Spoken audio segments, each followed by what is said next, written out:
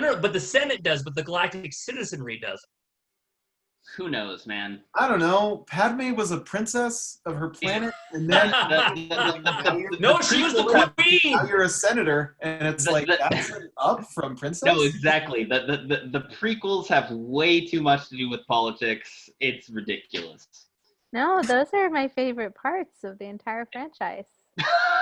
Inaki, you cannot be serious. I'm not.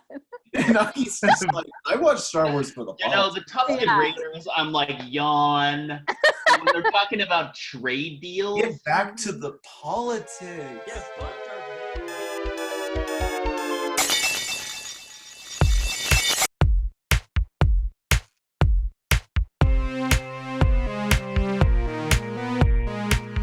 Hey everyone, this is the Late Train. My name's Inaki Rashid. My name is Max Benyon.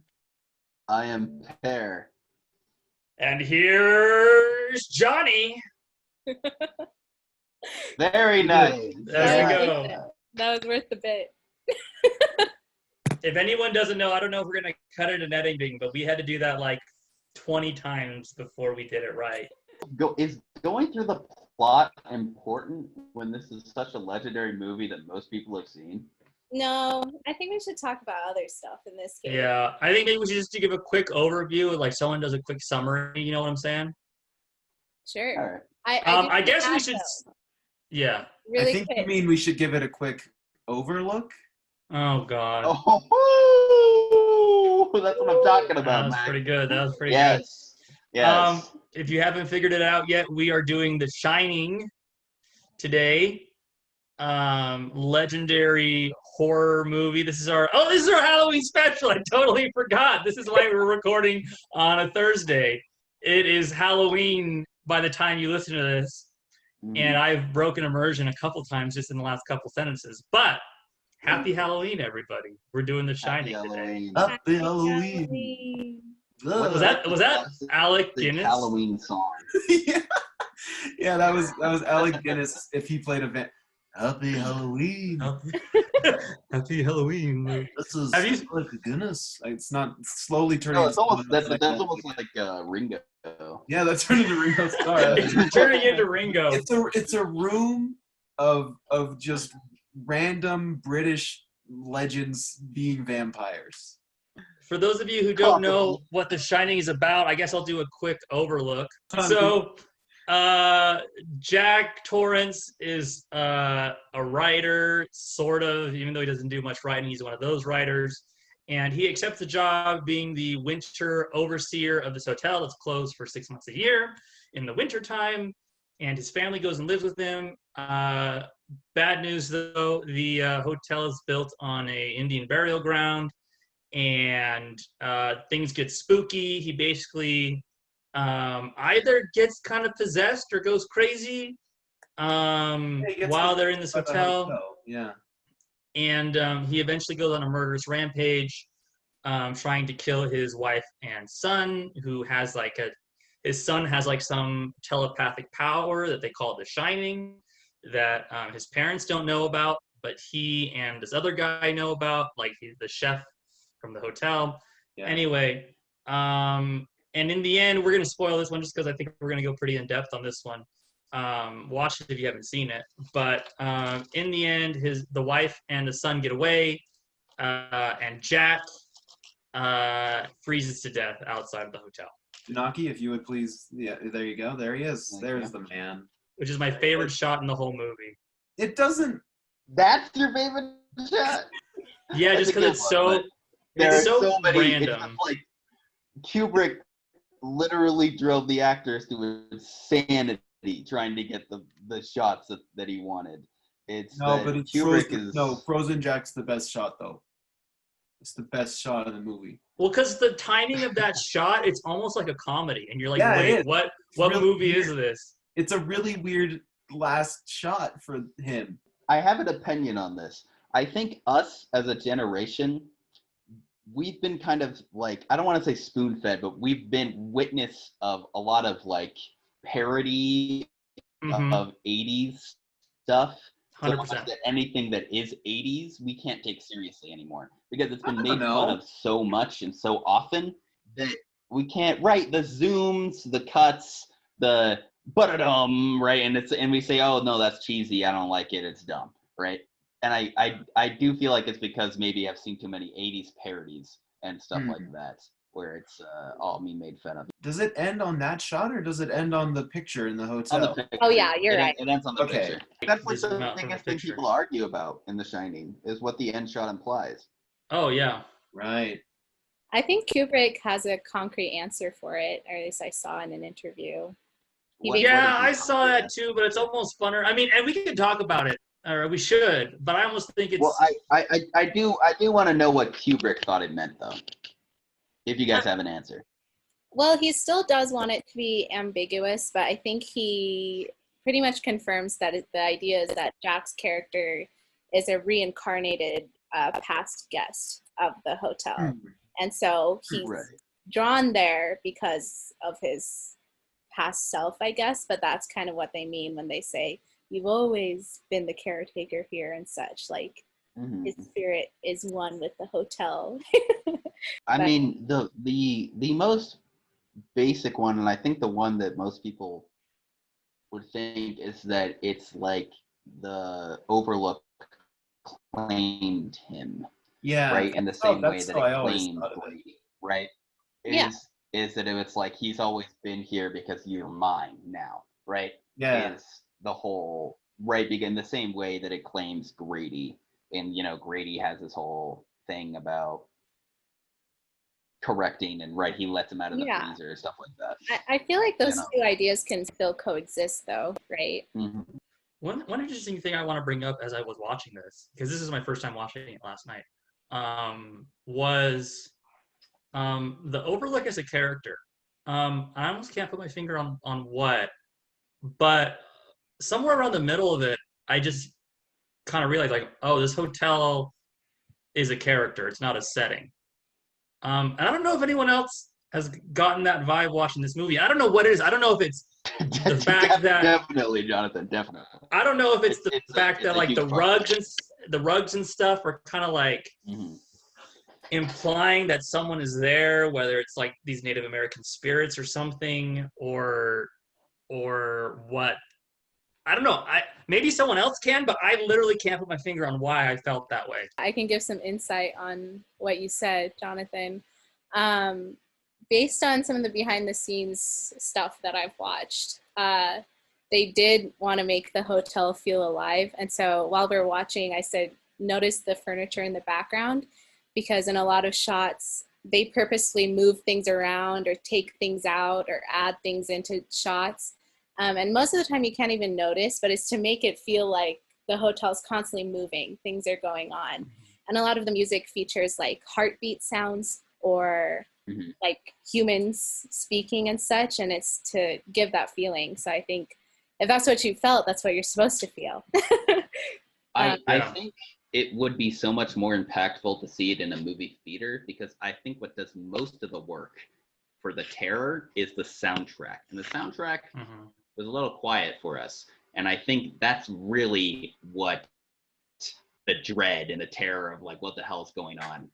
Yeah, I saw this for the first time in my intro to film class and basically watched The Shining in like this proto movie theater, this big school auditorium. So I agree that it's like, it's better when there's big sound.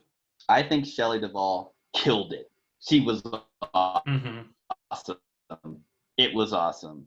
It was a great performance. I think she did a perfect job. Jack Nicholson gets a lot of the praise, and deserved praise, for this movie, because he is awesome. He's amazing. I would say that as it hangs so heavily on Shelley Duvall's heart, I would say she deserves so much praise as well for playing Wendy. Totally. I mean, she kicked ass. She kind of suffered for this movie, like mentally. Even the kid who plays Danny does a really good job. Like Danny, his name is Danny. It's Danny Lloyd DeVito. Oh. That was Danny DeVito. That's the craziest part. Danny played by Danny DeVito. Danny DeVito did his hair darkened over the years. Yeah. Yeah. Yeah, he looked great back then though. Like for 80, like how old he was in 80, like he's convincing as like a 6-year-old boy. So Max, Mr. Impression Man, can you do Danny isn't here now, Miss Torrance, but in a Danny DeVito in a Danny DeVito voice? Better than Danny DeVito. I don't think I could. I don't think I've ever heard a Danny DeVito impression. I think I could try. Let's hear it. I fail at that a lot though. Try to do a Danny DeVito impression. Okay. Danny isn't here, Mrs. Torrance. That's not bad. That's not bad. It's better than I expected. I can't do it. I can't do it. Sounds like I'm trying to cough something up. Okay. Yeah. Everyone does well in this movie. That's all I was gonna say.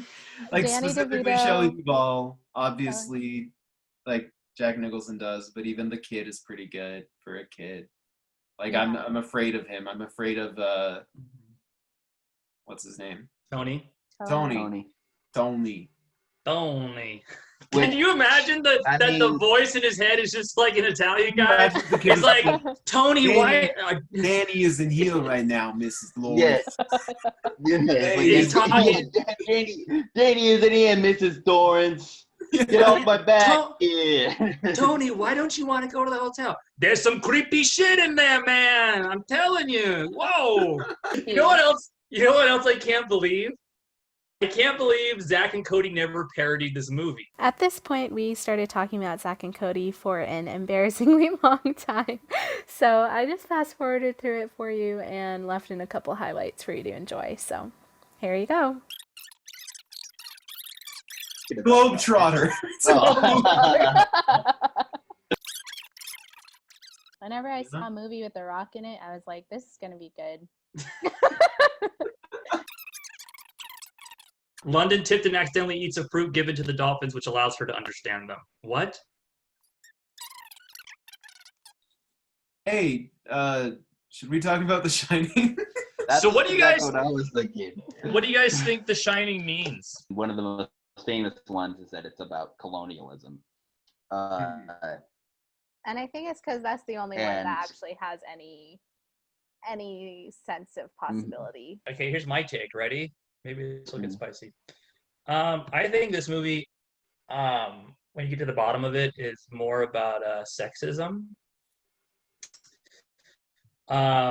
Because, I mean, early in the movie, right, we see what's Shelley Duvall's character's name? Wendy. We see Wendy doing all the work, basically. And even work that Jack has said that he's going to do in the employer stuff, he's not doing. He's just faffing around writing, right, his book.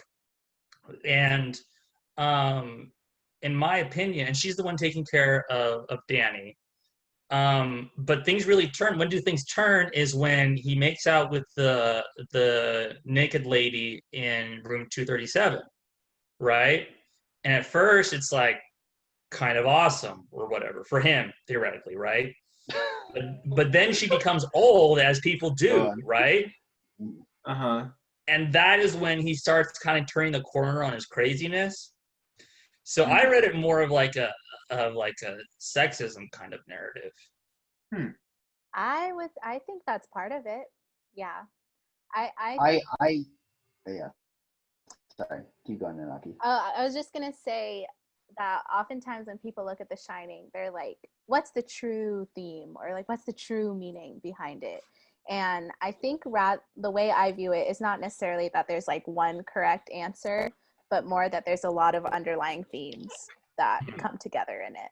And to me, like, obviously there are the things that the filmmaker sets out to make, that the writer sets out to with the intention of, but ultimately art is subjective.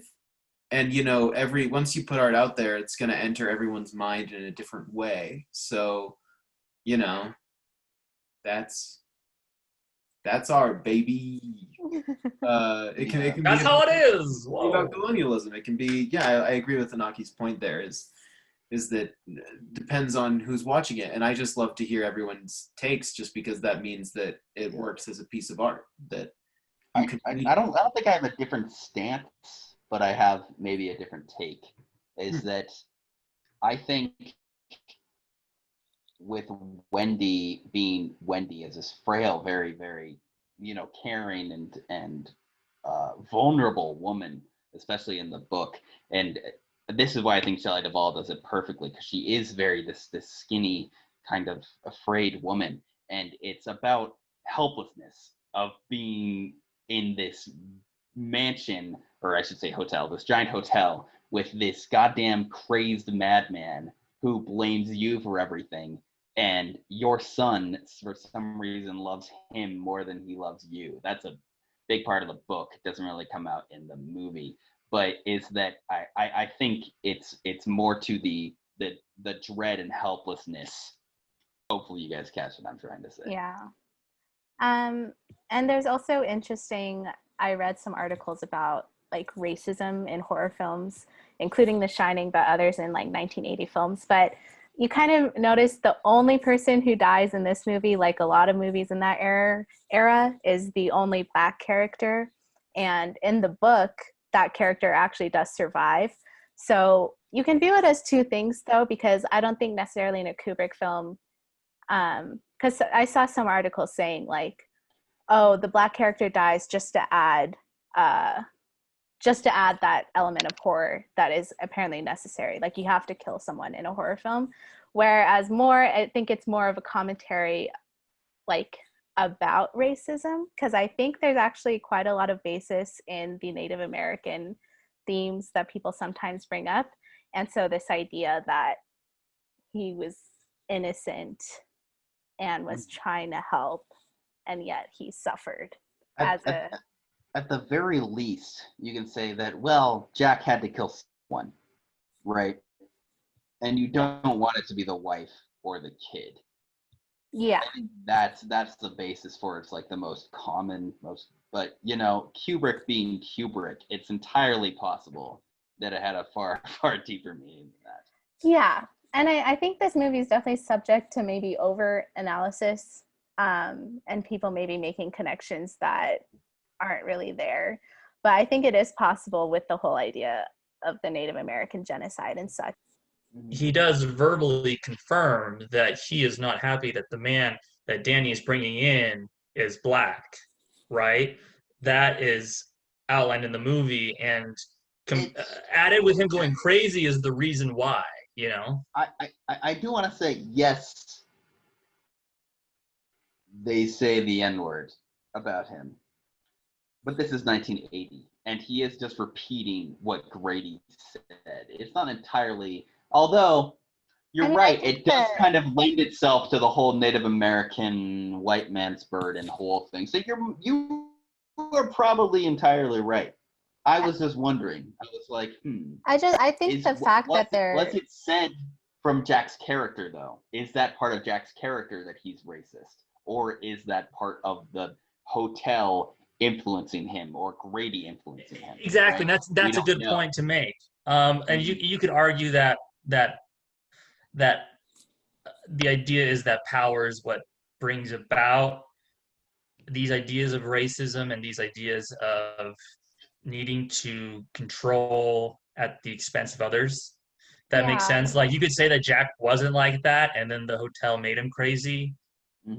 That position of power is what led him to be a racist asshole. But my perspective of the hotel and Jack is, I think Jack, and even in the book, has underlying issues, right? And that could be caused by society or his life. But then the hotel just takes advantage of what's already there and amplifies it. And so I think Jack is kind of like a placeholder for, I mean, this is going to sound a little harsh, but like, the white man in general, because like it's very reflective of the story that happened before with Grady, and it's like the cycle continues, and I think violence has a lot to do with it too. It makes you wonder if it's about the inherent evil within man, and with white man in particular, and if the hotel just brings that out in people, and that is it about the corruption of a person, or is it about something that brings out already existing corruption? If man is inherently corrupted, that sort of thing. It makes I sense. will say, reading, I'm literally just about at the end, but I don't want to say I've read to the end, just to be totally transparent, is that the book is much more about addiction. It's about addiction, which is something that was personal with Stephen King himself.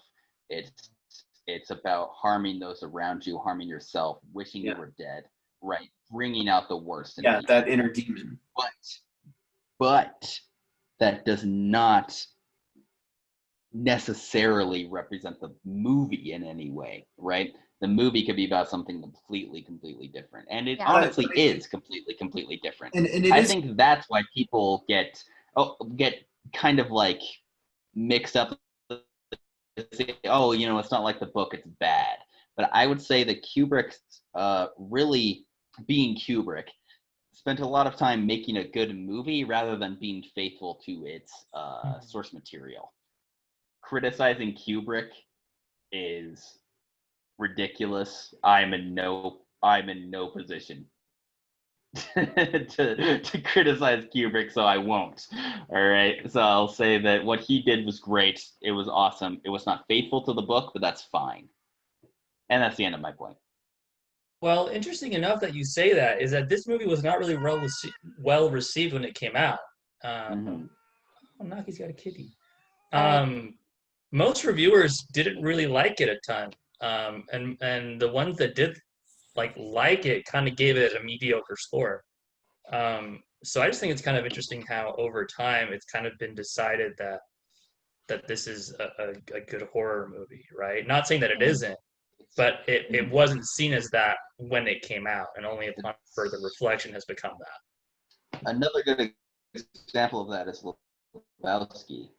Is that The Great Lebowski, people thought it was like, whatever, it's kind of a man movie when it came out. And then years later, people are like, this is a masterpiece. Because it is.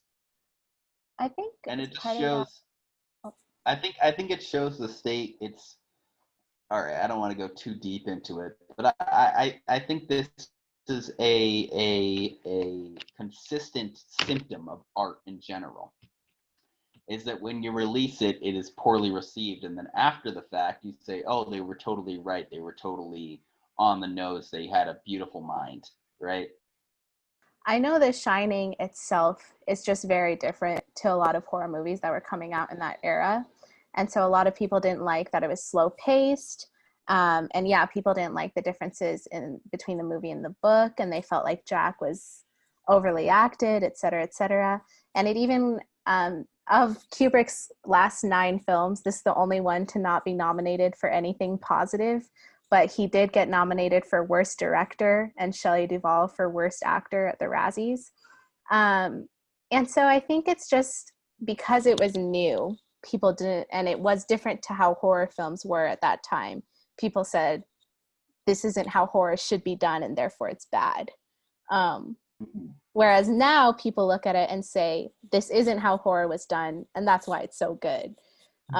So it's just like you gain more perspective as time goes on, I guess. No, you're totally right, Inaki.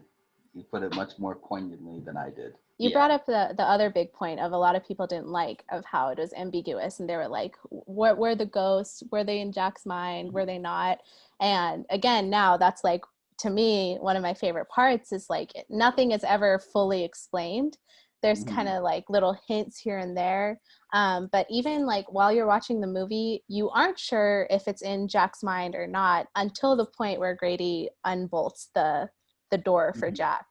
And that's when it's concrete, because there's no way he could have gotten out of there without a ghost. And so then that makes you think back to everything else, and you're like, maybe it wasn't his mind, or maybe parts of it was his mind, or I would say, in general, the good things about The Shining are numerous. It's like I don't feel like we're here to be like, man, The Shining. Well, hey, maybe Elizabeth's not here, we're so in she no can't do that. position to do that. Yeah. I disagree. Why aren't we in the position to do that? I think you can talk about your opinions. Yeah. Negative, right? Yeah. I think it's you naive to can. say Kubrick is perfect. All of his films are perfect, and we can't. Yeah, say he wasn't a No, perfect they're person. And They're not at all. not a god. He was We can- famously kind of an asshole. But I think I think that this particular movie has been dissected and stretched and pulled and looked at so much that Yeah. I feel like it is objectively a good movie. So many experts have looked through it that it's really hard to say as us, as I would call us novices, we're novices, is for us to be like, I don't like it. Right? It's to be like, well, it is kind of objectively good. No, but I would argue that that's not true. That if you don't like art, you can say you don't like it just because it's objectively good and a lot of work went into it and it's a perfect film. If it's not for you, it's not for you. Oh well, But yeah. I agree. That's not what I'm saying though. I think I Is understand that what you're saying is that we're not Yeah, really qualified. we can't say Mm. this is a bad movie. You can just say I didn't like it if you didn't like it. Precisely. But then That's- you can't that- say that's that about a lot of movies. I have Um, something I think is a fair criticism. Take it with a grain of salt because yes, I am a novice. But I don't have an issue with the movie and the book being different because Kubrick is known, like almost all of his movies were inspired by some other art that he then adapted. So I think it's fair that it's quite different.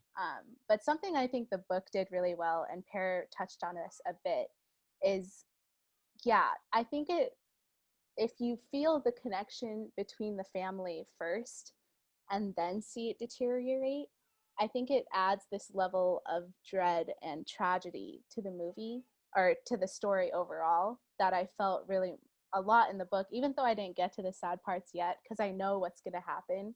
Kind of seeing those little moments described in the book of like Jack and Wendy being loving to each other or Jack being loving towards Danny and etc. It makes it really sad to know that he's gonna fall prey to his own insanity and that's not gonna last.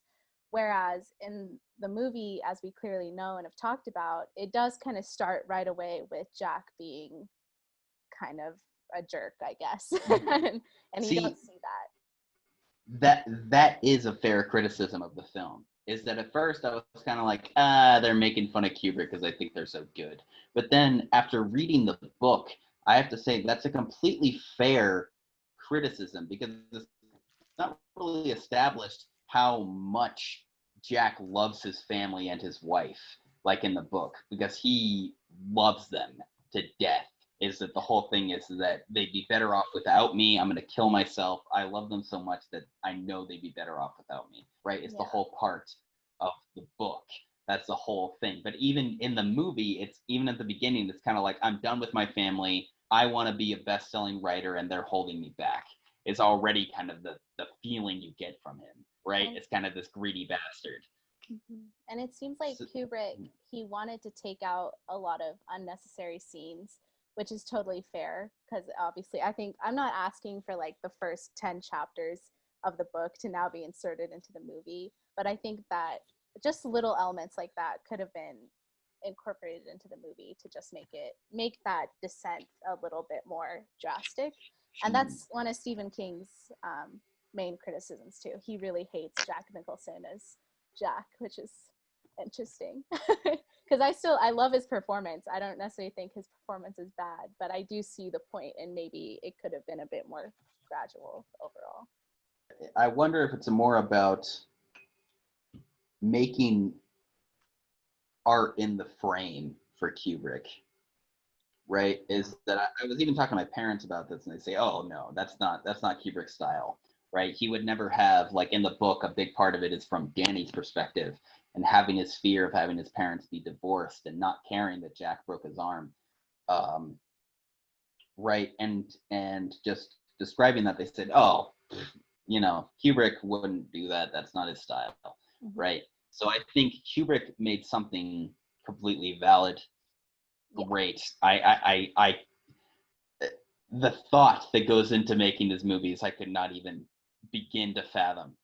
But at the same time, you do lose something. You lose something from the medium of writing a book rather than making a film. If you're writing a book, you have time to set the pace, set the set the tone, actually really explore these characters' thoughts and what they're feeling and why they're feeling them. Whereas in a movie, it's a lot harder without narration and stuff like that, and narration is usually frowned upon, right? So it's difficult. It's difficult as a filmmaker to adapt it, and so I think that Kubrick made something completely different, but something just as valid, right? Yeah, to be fair, that's the only change that I felt I was missing. Like all the other changes, I think are, like you say, valid or sometimes improvements to the book. I just feel like in this one example, it's something I kind of appreciated in the book. Right. All right, anything else? Jonathan, I really think want I've to had- hear your thoughts. My thoughts? Mm-hmm. Well, I think it'd be cool to join the circus for a while, you know? Oh yeah. I mean, it's kind of, maybe for like a season, I don't know what the hell I do because I'm not like coordinated or anything. And most circus people are like If you're physically not coordinated somehow. you're a clown. That's true. I could be a clown. I think I could be a pretty decent clown, actually, now that I'm thinking about it. You could be like Hugh Jackman in that one movie. But I could be the ringleader? Is he charming and is he handsome and is he Australian? Yes. Are you calling me not handsome, Pear? I'm saying that. Are you jacked? Are you jacked? I'm not jacked. You don't have Like to be Jack jacked Men? to be handsome. Or Well, charming. I'm You saying know, that you- I'm Or saying. Australian.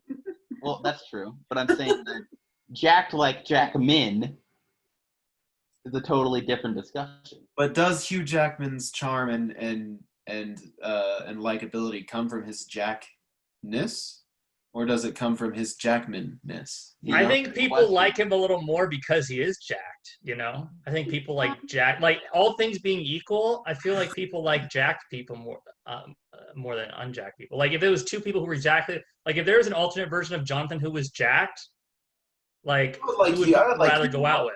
I do think Jonathan is right. I think if a very fat person is accused of a bad thing, they'll be like, yeah, that's really, really bad. But if like a very hot cut person is accused of the same thing, they'll be like, I disagree. Jonathan, I'd like you more now than if you were really jacked. Yeah. Really? All right, I'm gonna use that as an excuse to not work out. But as far as The Shining goes, I have some mixed feelings about it because I can tell it's good. But here's a problem I've been having lately with horror movies is that I'm not a fan of the slow burn horror. I watched Hereditary the other day. I really want to like it because it's super well acted. It's very well made, and the ending's also cool. made in our state. Made in Utah. Made in Deseret. But the problem is that it takes so long to get where it's going, and I'm not sure it needs to take that long to accomplish what it's trying to do. Mm-hmm. And I feel like there was a little bit of that with this. I feel like a lot of the exposition was tight. And this is definitely a tighter movie than Hereditary. Don't get me wrong. I'm not trying to make an equivalence here. But I don't know if it's just the horror genre in general that I'm not a huge fan of, and that could very well be the thing. And that doesn't make it a worse movie. Don't get me wrong, it doesn't. No, you're okay. But I'm just I want tired of movies that seem to take more time than they need to. I want to say that The Shining is a movie you have to see multiple times, and I know that sounds really like pretentious and stupid. No, I could see that being the case.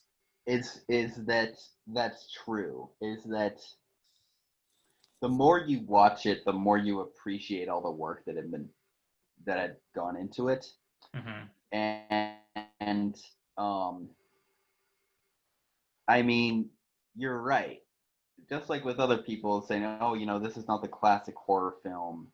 This is not, it is a slow burn. It's a slow burn, maybe infinitum, is that there's never really a burst with The Shining, but it's just this dread, it's this fear, it's this disturbing part of it, which I really am like, God, I wish we could just play the soundtrack, because the soundtrack itself is terrifying.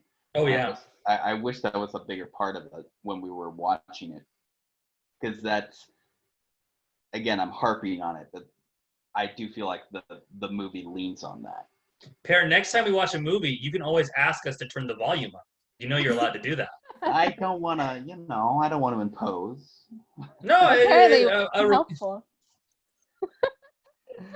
well, maybe I missed out, is what I'm saying. Maybe you robbed me of this opportunity to absolutely fucking love The Shining, and you've taken that away from me by not acting on what you think you should act on. No, you're right. My shyness robbed you of a good movie experience. Exactly, and I will always blame you for this.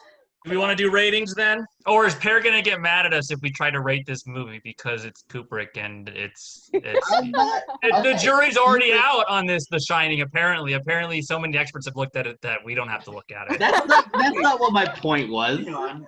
Before we rate, can I just ask one question? This is a Halloween special, and I feel like we should get a little bit spooky, unless the true fear is a lot of people just talking about dissecting films and also other movies that aren't The Shining. We've all contributed to that.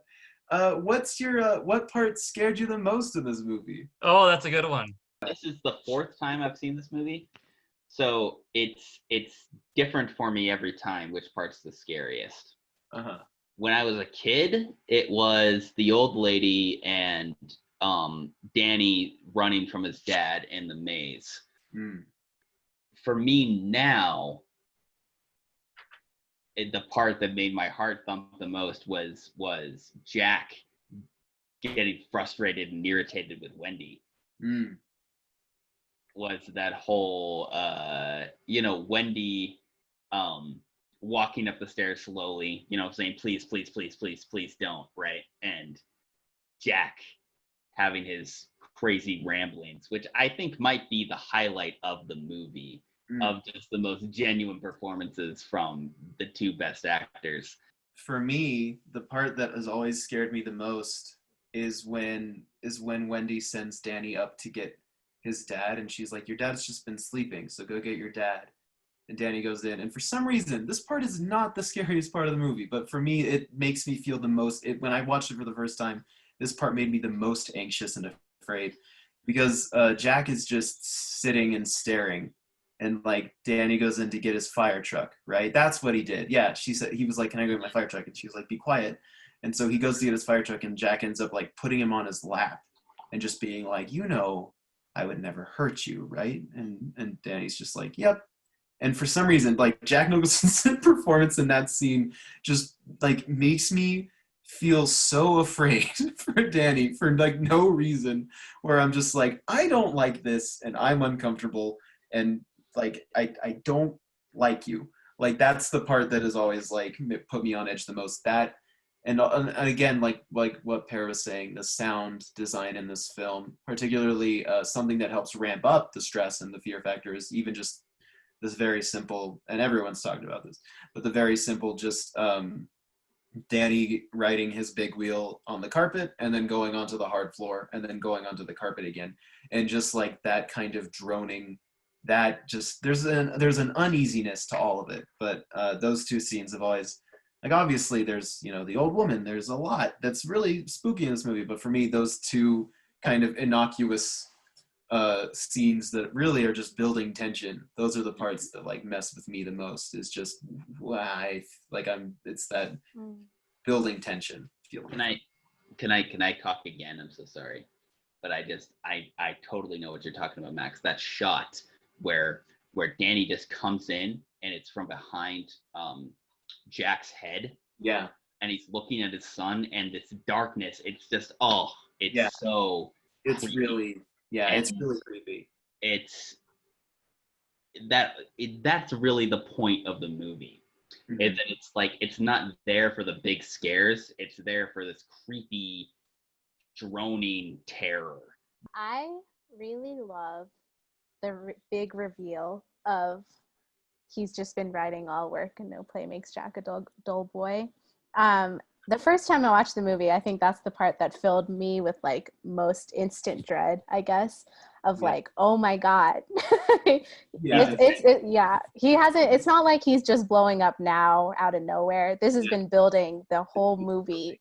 And we didn't even realize the extent of it up to this point, you know? And so I really love that moment. And this last time watching it, I still love that moment, but I think the part that kind of struck me, and a lot of it has to do with how it was shot, is obviously when he's like using the axe on the door. It's iconic and everything, but the way like the camera follows the axe specifically with every single hit, I never noticed that before, and this time it really like it strikes you, and it's scary and it's intense.